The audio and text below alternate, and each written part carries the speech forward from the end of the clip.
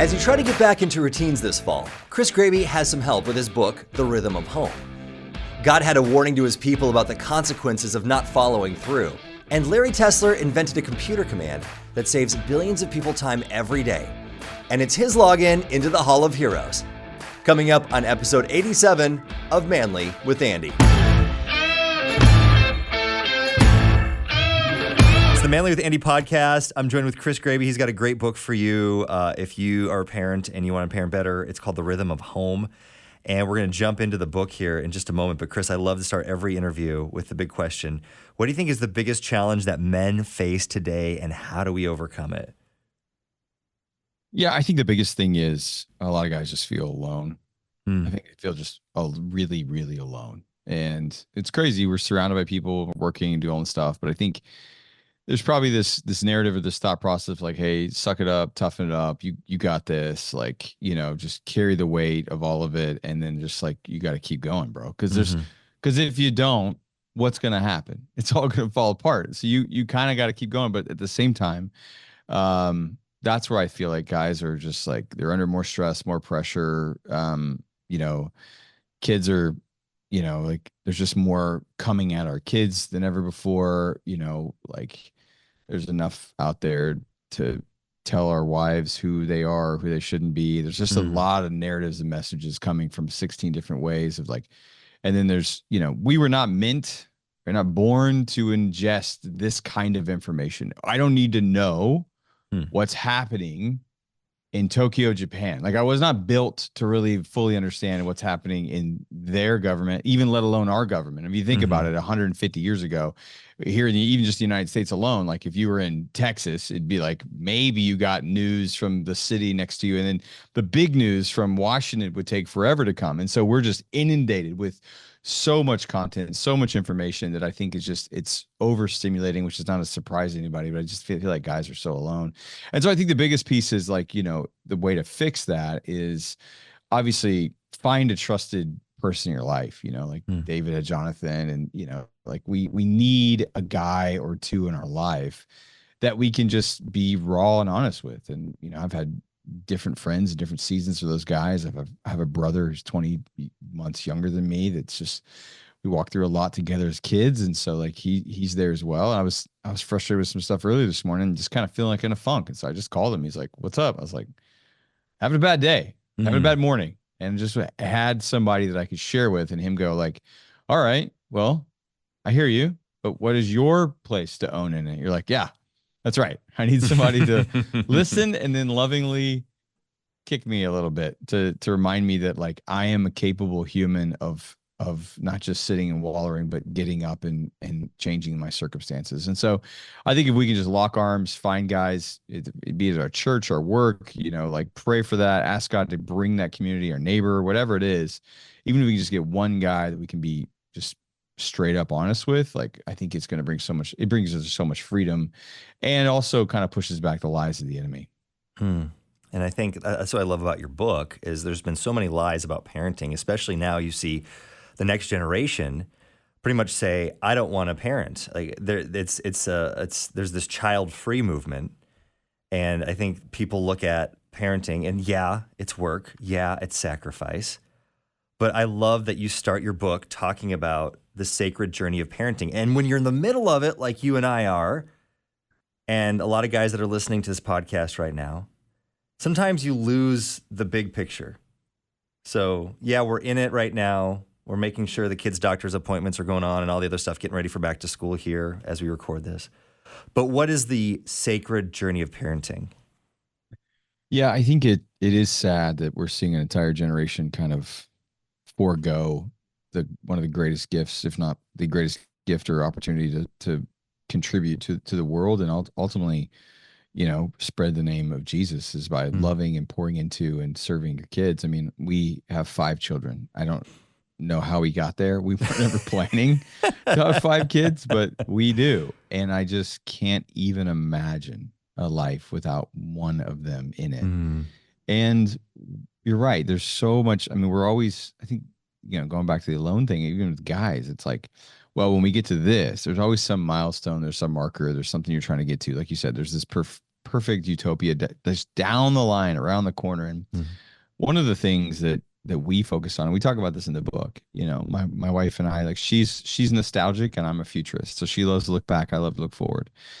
But we've been really good, and by the grace of God, to help us be in the present. Hmm. And so one of the things we do, one of the things you wrote about in the book, is you said you want to look for what we call this is it moments. Hmm. These are those moments that you look up and go like, huh. Like we rented a boat the other day and we were just out on the lake before the craziness of school and everything started, and just kids are jumping off the side and a couple are tubing, and we're just, playing with the dragonfly that's flying around on the boat or whatever. And it's those kind of moments you just look over. I can look over my wife and be like, hey, like this is it. Like Hmm. there's not like some moment down the line where one day we achieve some sort of parental success or whatever. I mean, those will have this is it moments throughout. And I think, the other day I was with my girls and we were in a pool. Like they were just like, I have, my two youngest are 7 and 9, Hmm. and they both just kind of swam over to me and they were just sitting in my arms and they were both just looking at me in the face and smiling. And it was like, one, I was kind of holding them up from drowning. I mean, they can swim, but we're in 5 feet of water. There's no way they're reaching. But the other side of it, I just looked at them in the faces with their smile. I'm never going to forget that day. I'm never going to forget that moment. But it was just a random afternoon at the pool. Hmm. But I thought to myself, like, this is what's going to flash in my head on my deathbed, like right Hmm. here, like this moment with these two in my arm in a pool on a random afternoon. Not some kind of accolade, not some kind of bank account number, not any of that stuff. Like this will be the piece. And I'm trying to live my life in a way, and I hope everyone listening will live their life in a way that you don't have to look back and go, man, I wish I would have. Because you guys, no, I soaked up all of the this is it moments right in the midst of it, and understood the greatest, one of the greatest gifts that we could be given is the gift of parenting. And it's a special thing. It's a tiring thing. But it is pretty neat. I think I love that idea. This is it moments. Now I know that you've got a range of kids. What are your kids' ages? So my oldest is our boy, and he'll be 19 in like a week or two, and he just went to college yesterday. Hmm. And then we have four girls, 16, 13, 9, and 7.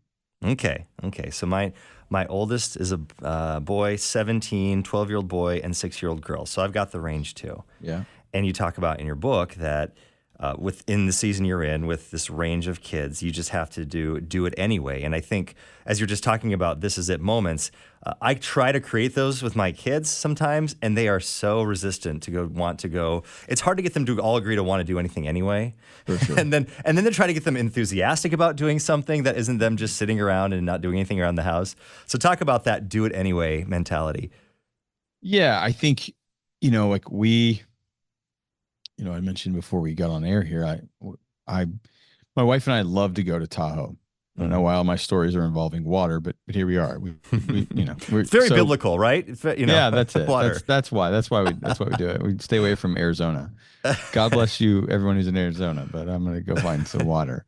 But we, inevitably, it takes a second. You go, okay, we're all going away. This is what's Mhm. happening. Like, and then you go, okay, I don't want to, this is done. Everybody's got Mhm. opinions of where they want to go and what they want to do. And you just kind of, like you said, we just do it anyway. And we go, look, we're not going to let this person who maybe is having a bad day or tired or whatever, or hungry, Mhm. ruin what's happening for the rest of the family. So we're either going to help them get it together, or we're going to Mhm. let them figure it out over here where we go and have fun and do the thing.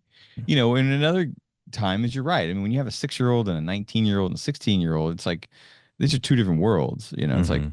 it's like everybody wants to go to a different part of the theme park. It's very, very different where they want to go. And so, like when we were on that trip, we put the younger ones in kayaks and we put the older ones on a jet ski, and we all just kind of ran around the water. And it was like, okay, the younger ones were paddling and we're looking and we're having fun, and it's not too fast for them, and the older ones are just trying to jump wakes and hit the jet ski and Mhm. splashing us when they drive by. And so, like, there's sometimes you can find a way to where the magic works for everyone, and you kind of tap into the one who likes adventure and they're bored, because the one who's like feet on the ground, like more stable, play it safe. Like you could find a balance for all of them, but it also doesn't necessarily mean that you have to go to a theme park or you have to Mm. go to Lake Tahoe. It's like one of the coolest things that we love to do, and we've done this on kind of our last few family vacations, is we do like this game. My wife's got a name for it. I don't even know the name of it, but basically like you want to see how well you know somebody. So you'll put all the names in a hat. This costs literally $0. You put Mm. everybody's name in a hat and you go, okay, cool. Like, so for us, there's 7 of us. And so my 7-year-old would like be on mom's team or whatever, but 3 people pick the name of someone else. And then you want to see, then you ask 5 questions and you see who knows that person the best. And you're on teams, you get points or whatever. And so it's pretty neat to look up and go like, oh, the 16-year-old who you thought just like didn't wasn't focused on anything in the world but themselves knows most of mom's favorite food Hmm. and her favorite movie and where she grew up as a kid. Like things that are like, you know, favorite color, like just little things like that. But you go like, okay, wow. And then you learn, you're like, oh, when we played this game a year and a half ago, well, sweetheart, your favorite color back then was white, but now it's pink. Oh, that's cool. And you like, so there's a way you can get in there, and I think you just have to look up, especially if you like have an alpha kid who's just like when they show up, they take the whole room on. You can Hmm. find ways to help the quiet ones and the loud ones all work together. But it comes down to intentionality, knowing your family, making sure everybody's fed and slept and as best as you possibly can, especially when there's 7 people. You're like, somebody's tired and somebody's hungry. But if you could just have a snack on hand or some way, like eat this, and then we're gonna go do the thing. So yeah, I don't know if that fully answers your question, Mm. but that's some of the ways that we get into trying to make sure it works around everyone and everyone's personalities. So let's jump into this as we are going into the routines of the school year, which is great. A little less structure and going away from the less structured summertime for a lot of us. And you talk about balancing busyness, and it's so easy for things to start just popping up on the calendar, and all of a sudden you realize all I'm doing as a parent is I'm just an Uber. Especially when you got multiple kids, it's like I'm going here, and then you're going there, and then sometimes you and your wife have to divide and conquer. So, how do you balance that? Yeah, I think it's you have to have an honest conversation before it all, because what happens is it all usually just happens like super unintentionally. Like, Hmm. oh man, like here's a great example. So we sat down I think it was last February, and it was like, okay, we got big plans for the summer. We want to go Hmm. on family vacations. We want kids to go to camps. We want this kid to go to that camp. We want this kid to go to this camp. Okay, like, well, this is overnight. This is a day camp. Like, when's our family vacation? When's like my time with my wife vacation? Like, when are we getting away? And we kind of just look at the calendar and you go like, because if you're not, like, you're just like, cool, sign up for that, sign up for that, sign up for that. So we just Hmm. sat down and we're like, okay, when is that date? When is that date? When is that date? Like, how much does that thing? How much is that thing? How much is that thing? Like, okay, here's the grand total. If like, our greatest dreams, everybody went to all the camps and we paid all the money, we would go here. Like, that's a pretty big number. So it's like, Hmm. okay, well, what can we take off of that number, and what needs to happen this summer, as it's the last summer before our son is with us and goes to college. So you're like, okay, Hmm. what are some of like what are the priorities there? And so you can kind of start to whittle it down and go like, okay, cool. Now we both agree, here's where it's at. And as mom and dad, we call the shots and make the call there. And everybody, we know everyone's desired goals going into it. Same thing with school. As you look up and go, the other day, we were like, okay, the 2 younger girls want to do gymnastics. Well, does that mean that they do dance and gymnastics? Well, no, they're not going to do dance and gymnastics. So we're going to take Hmm. dance off this semester. We'll let them do gymnastics, but this one we're gonna let her see if she wants to do dance, because now she's on the dance team at school. So like, is she gonna do? So we try to go like, okay, let's be intentional about it. And then Hmm. sometimes you just look up and go like, oh, well, there's this event this weekend. This kid's got this event over here, so you're gonna go. And sometimes you just have those seasons, but when you know those seasons are on you or coming, you really bake in like, no, guys, Tuesday night we're doing this. We're doing family dinner. You go do that and you go do that, but we're all coming together and we're sitting down doing that here. And then also too, for my wife and I mean, there's time with the family, but even more importantly than that, and I hope it doesn't offend somebody, but it is what it is. My time with my wife is number one. So like, Hmm. we make sure that like we are connecting. It's early mornings before the kids go to bed. I'm more of a morning guy. So I'm doing more of the talking in the morning, but she's more of a night owl. So she's doing some of the, and we're just finding and carving out. It's like sitting on the back porch and like, hey guys, go. you can take a bath or whatever, watch a quick movie or whatever. Mom and I are going to talk. And so that way, like, we just get our time because we're constantly running around busy. If you're not syncing up, not just like, all right, what's the plan for the day? I mean, every day there's a meeting where my wife and I go, okay, what are we doing today? Very clear. Like, now we have an idea of what's happening the night before, but it's just like very actionable. It's like, okay, none of this lines up. We got to figure out, we got to deploy the National Guard to help us here. Like, we got to get another one of our kid drivers needs to go pick up a sister or something, like, and they just go, hey, I need your help today. And being okay to, if you can, ask for help from a grandparent or for a sibling who maybe drives, and just trusting that you're both trying to do the best thing. And if the semester was a little out of control, you go, okay, how do we pull back on this next one? What does that look like? And make sure that everybody's still maybe got an activity or something they're getting into, but if they didn't love it, then why are we still doing it? And just constantly be evaluating as you go. So one thing I pulled from you saying that, it made me think instantly of, it sounds like you give the kids the choice, that it's one thing and you can choose it. Is that kind of, because I'm thinking sometimes with my kids, I'll you as a parent, you want them to explore things and do all these things, and but I like that idea of just putting it on theirs. The ball's in your court. You choose what you want to do. Within reason, right? You give them the options that are good. Yeah, for sure. I mean, I think we just, we're not, like, I got a buddy of mine, and different strokes for different folks, man. But like, for him, like, I think he's got his son in like football, hockey, and basketball right now. And I'm like, now he has 2 kids. So I'm like, okay, is this the experiment? Like, let's throw it all at him, because I think his kid's like 7 or 8, maybe, and you go, okay, what, and I think that's the part that, like, especially now with like club sports and all that or whatever, there's so much pressure for like kids to go, well, what's your sport? You're 7 years old. What do you want to play the rest of your life? You're like, oh my gosh, like, I got to choose that now. And like, so for me, like, growing up in small town Indiana, I was like, all right, I play football, then I play basketball, then maybe I'm on the swim team, and then I'm on baseball in the summer, and and I do track in between all that. It's like, yeah, I'm gonna try it all, but it's not all stacked on top of each other. But now it's like, sorry, you can't do 4 sports. You can't do 3 sports in high school. You better pick while you're in early middle school or even before that. If not, you'll be left behind and pay all this money. There's just so much stress involved in it. So everybody's got their kids just maxed out, and you're like, yeah, this is not going to work. And I think, unless you look up and go like, oh, my kid is the next LeBron James. Like, okay, well, you have to figure out wrestle with it. But if he's that good, like, he'll probably still rise to the top. And you don't have to worry like, oh, did I have him in the gym 40 hours a week when he was a 10-year-old, So that's the way I kind of see it. But yeah, we like to say, hey, look, what are we doing now? What do you want to try? And then sometimes we got kids. I got super motivated kids, and I got kids that, like, you got to kind of push out of the nest. And so some of them are like, you're doing something, so either you choose or we're going to choose for you. And then the other kids are like, you can't do it all. I'm sorry. We're not doing that. I love you too much. Like years ago, like, my son played baseball fall and spring forever. And then he got into high school and he got into football. Like, he got into hardcore football in the fall with the high school.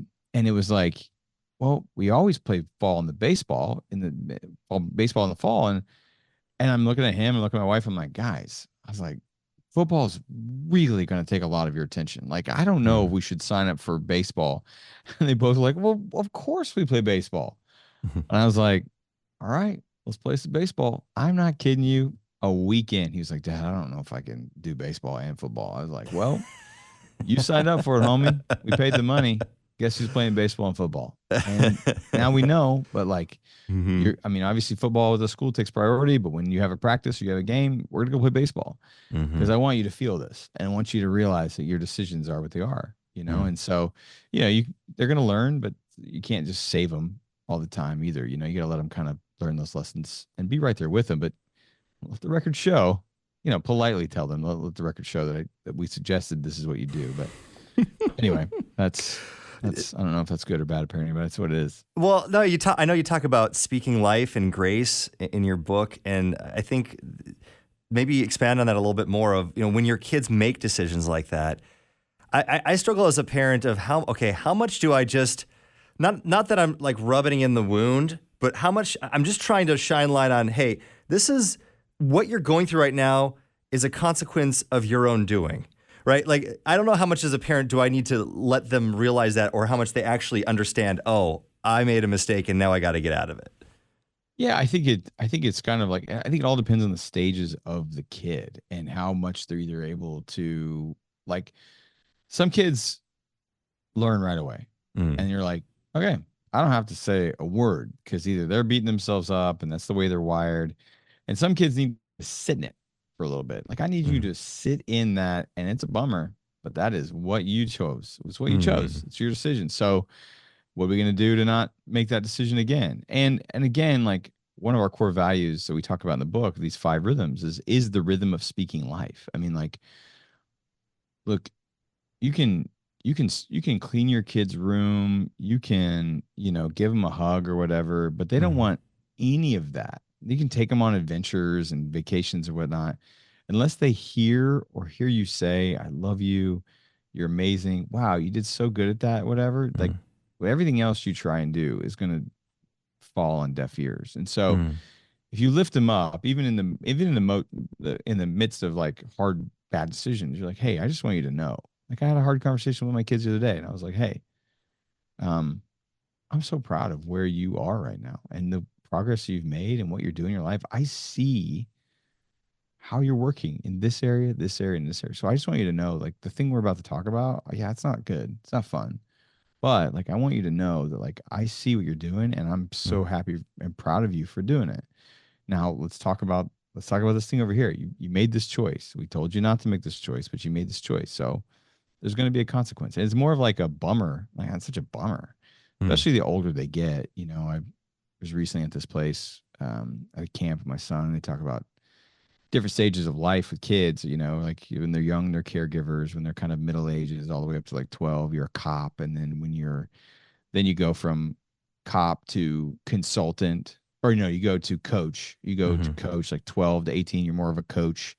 And then 18 on, you're more of a consultant. You're more like, mhm, hey, I'm here. Let's talk it out if you want. But which is good. And it all sounds great in theory when you're like, I want to cop the heck out of my 16-year-old right now. You're like, I'm gonna put you in cuffs. You're going to the slammer. I'm gonna cop you like crazy right now. So you want to try and, so as much as you can keep the cop or the coach hat on in those formative teenage years or whatever, it's a better place, because then they start to learn to make their own decisions and not just, you know yes ma'am, yes sir, and mhm. not really know why they're making those decisions. You talked about this a little earlier, and I'd love for you to expand on it a little bit more. You talked about the importance of, making sure you have that family time, like a dinner time. Mm-hmm. I know the research from it, but they keep going back to, if you want your kids to not be in high risk situations as they're teenagers, it comes down to having a family meal on a regular basis. Over and over again. It's not rocket science. We know this, but how do you make sure? What does that look like for your family? How do you make sure, even with schedules and everything, you get everybody together for a meal, and what do you do during that meal? Yeah, I mean, we'll look at the day and go like, is this thing possible? Mm-hmm. And we may even like look, if we have 2 busy days, we're like, hey, listen, Wednesday, you older ones that have a million plans, like, you're not planning anything with anybody, like, we're getting together and we're all sitting around the table, we're having dinner together. Now, you can maybe go see your friends or do whatever afterwards, but like at 6 to 7, we're all there. And when we're around the table, it's no phones, like, nobody's having their phones.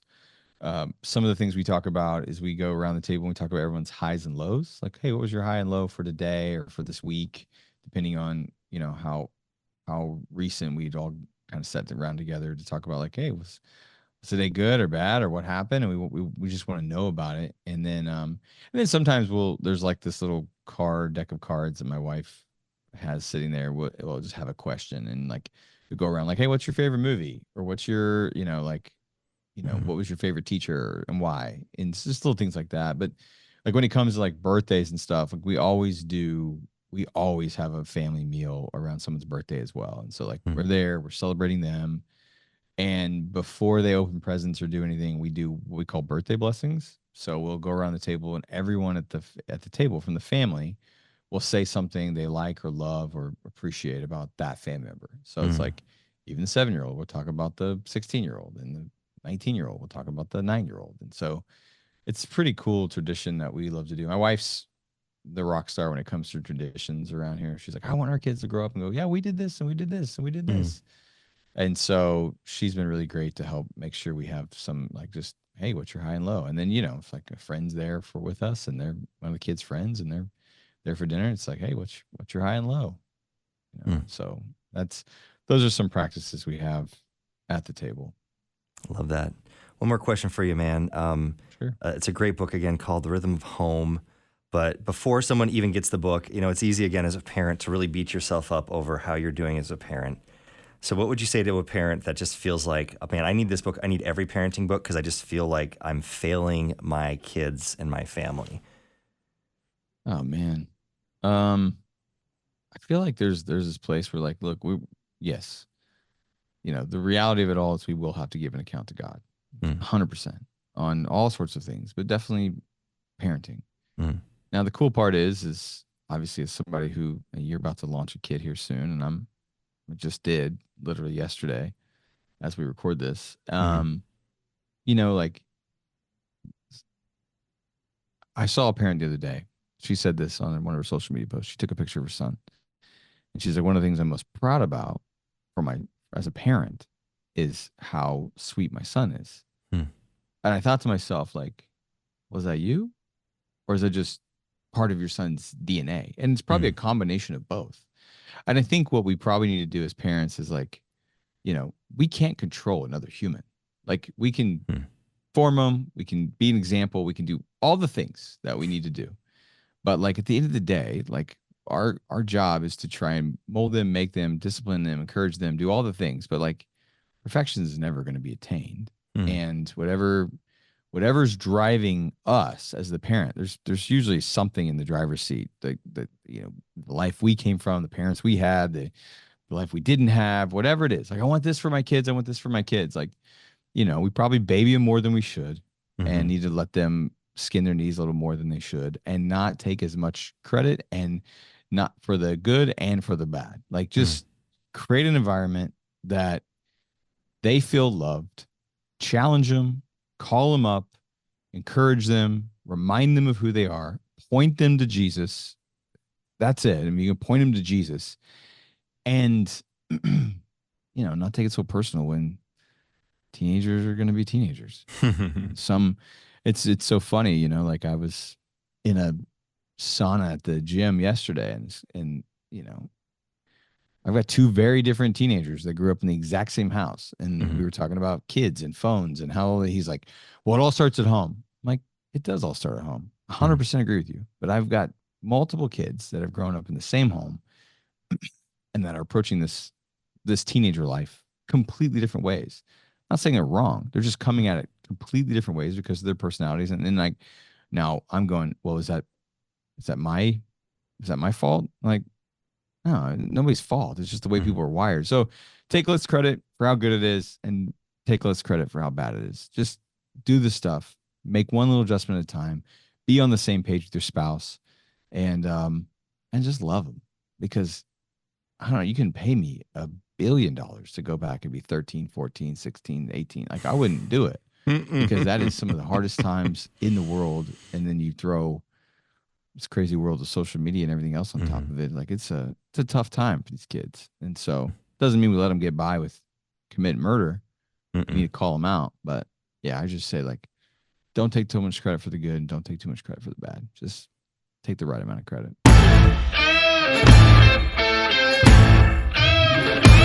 Taking a look at the Bible, jumping in at Numbers 33, starting in verse 50.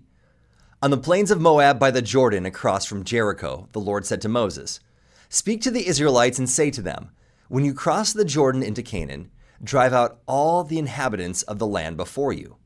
Destroy all their carved images and their cast idols, and demolish all their high places. Take possession of the land and settle in it, for I have given you the land to possess. Distribute the land by lot, according to your clans. But if you do not drive out the inhabitants of the land, those you allow to remain will become barbs in your eyes and thorns in your sides. They will give you trouble in the land where you will live, and then I will do to you what I plan to do to them. So there's a book by Julian Smith called The Flinch, which talks about your flinch mechanism and how it can save your life. It short-circuits the conscious mind and allows you to pull back and avoid danger faster than you can even imagine it's there. But what if danger is exactly what you need? What if facing the flinch is the one best way to get what you want? That flinch, I believe, in our Christian lives is our body resisting faith, something that doesn't make sense to us. But God is calling us because it is outside us. It is beyond us. And that's the order that God gives to Moses and the people of Israel. Do the hard work. Do the scary things. Do things that others may not approve of or like. And he gives them two options. Either follow me and succeed, or don't, and I'll do to you what you were supposed to do to your enemies. So that flinch, it happens to us all the time. Now the question is, when you feel that hesitation next time, will you take that step of faith? Now entering the Hall of Heroes, Larry Tesler, who grew up in the Bronx with a keen curiosity about the world and walked the path less traveled by his peers. Instead of following the well-trodden trails of his time, he ventured west, his mind set on exploration, not of lands, but of the burgeoning frontier of technology. It was the 1960s, and Silicon Valley was just beginning to pulse with the beats of modern computing. This young man attended Stanford University, where the seeds of innovation were sown amid the academic orchards. After graduation, he didn't join just any company. No, he joined a place brimming with brilliance, Xerox's Palo Alto Research Center, known to the world as PARC. It was there where he began to shape an idea that would alter the very fabric of how we interact with the world today. His next stop was Apple for 17 years, where he rose to the role of chief scientist. Not content to rest on his laurels, however, he ventured onward to Amazon, then Yahoo, sprinkling his wisdom and influencing waves of innovation. And throughout his career, Larry held on to a belief so simple yet revolutionary. He believed that the tools we use, the very interfaces that connect man to machine, should not be shackles, but liberators. They should be so intuitive, so fluid, that anyone from a child to a grandparent could use them without frustration. And his simplest invention is the one that helps people every day. It was the concept of cut, copy, and paste. So because Larry Tesler democratized digital creativity, ensuring that computers, those mystifying machines, could become as easy as paper and scissors, he is officially in the Manly with Andy Hall of Heroes. Evil from the world, the flesh, and the devil preys on those we love and stalks our every move. Retired Lieutenant Colonel Dave Grossman will help you battle the forces of evil with his book about spiritual warfare. There was a city from the Old Testament that has a connection to you today. And Shay Davis had his Chipotle accidentally delivered to the wrong address. But what he did next is driving him into the Hall of Heroes. Coming up next week on Manly with Andy.